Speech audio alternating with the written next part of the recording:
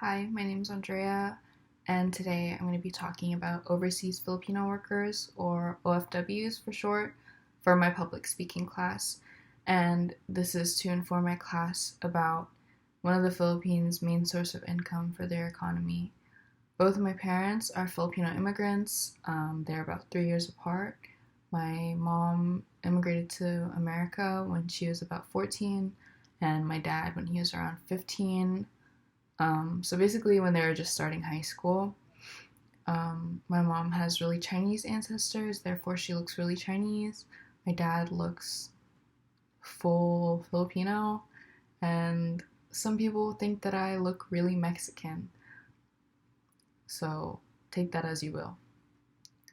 Um, from a very young age, it's really been important for me, not important, but more like imperative for me to basically share what is going on in the Philippines to my friends, to people on social media that I follow, because the Philippines plays a big part in other countries, and it has played a really big part if you look through history's timeline in other countries' development, other cultures, and um, it's just really important to just learn about other countries, even if you're not from there, or even if you don't have ancestors from there. It's just really interesting.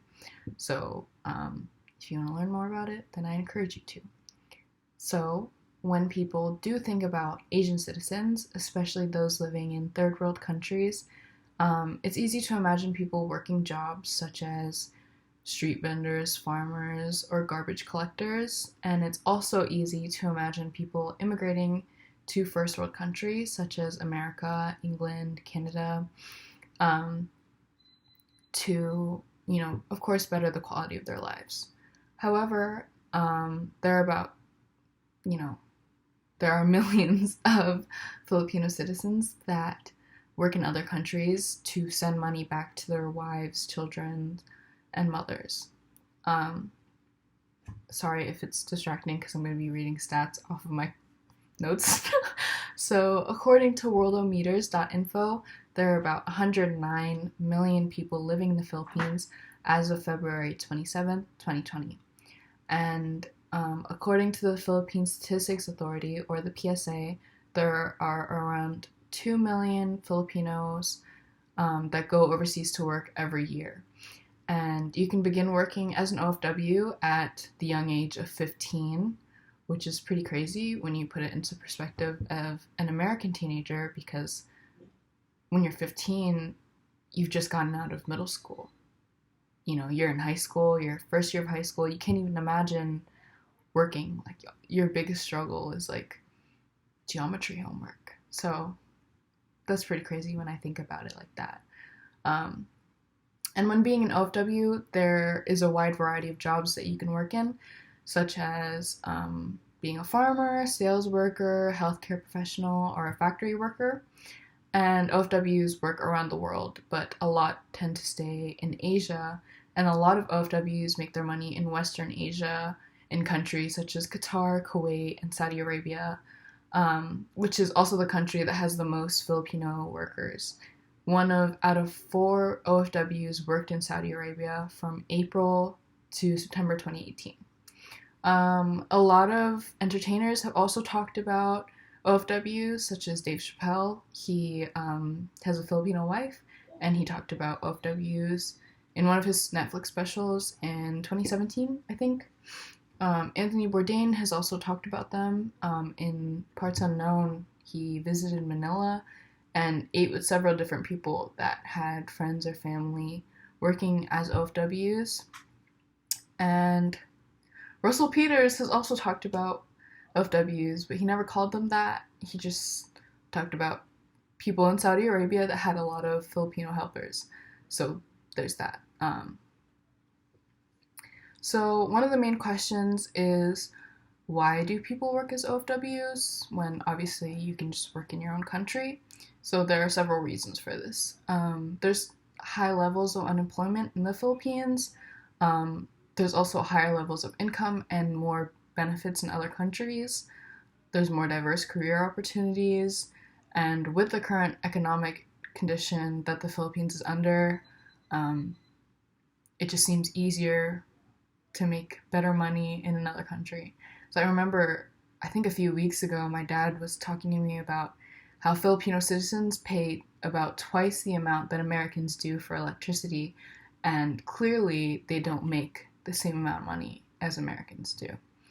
Um, so another reason, one of the main reasons is it's really cheap to keep your family in the Philippines while you work in another place. It's really cheap to live there while you're working in a way more wealthy, area. OFWs bring in a lot for the Filipino economy, and as of 2018, there's an average of 235.9 billion Filipino pesos, according to the PSA, that are brought in per year from OFWs. And this is about 4.6 million USD. So there are a lot of negative effects with anything, and especially with working as an OFW.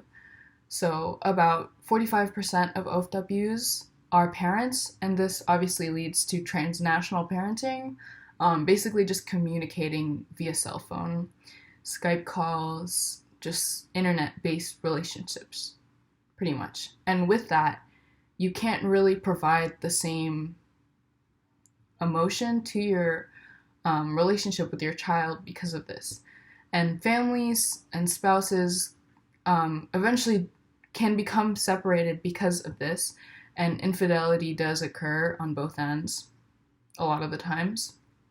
And also because of transnational parenting, overcompensation from parents being away for so long, they want to keep buying for their kids because, to make up for the time being away. They're like, oh, let me buy you this, let me buy you that, just because I can, because I have the money now and because I'm with you now. And obviously this can then lead to overindulgence and can lead to their children becoming idle. And this can also lead to some children viewing their parents' relationships as pure financial security, and they may have a hard time reciprocating their emotions because of this. And it can lead to, arrogance and materialism. So I'm honestly pretty detached from my family in the Philippines, just because I've never visited before, and because of the language barrier. I can, I can understand some things, but it's hard for me to reply back. And I think that's mainly because I'm embarrassed of speaking in Tagalog. Because whenever I do, everyone just tells me that I sound really white. My accent's not that bad, though. You can take my word for that. Despite this, I do have a lot of cousins that are OFWs, and a lot are around my age, which is pretty insane to me. It makes me sad that they're not given, or I guess some of them are given the option to, have an education or be able to go to college, because college is really expensive for them. It might be cheap compared to what you're paying in America, but for them, it's really, really expensive. And they're just not allowed to have that luxury. I couldn't imagine waking up every day 1,000 miles away from my family to be a nanny or a factory worker and so on, especially when I'm at the age I am right now. So I'm really, really, really grateful for them and for what they do for my family. In Anthony Bourdain's episodes of Parts Unknown, he said this quote: "Filipinos give of themselves, of their time, of their money, their love to others. They do and continue to do what needs to be done to survive." So in short, it is unbelievably hard to imagine working the types of jobs that so many people that look like me do every day with no complaints. Because how can you be sad when you're sending money to your family? Because in the Philippines, family is number one thing. There's God and then there's family. And it's really hard, especially when you're only allowed to go home a handful of times out of the year. while it's inspiring, it's really heartbreaking. And I am overwhelmingly proud of my heritage and especially my family for being able to help each other in the way that they do. Thank you for listening.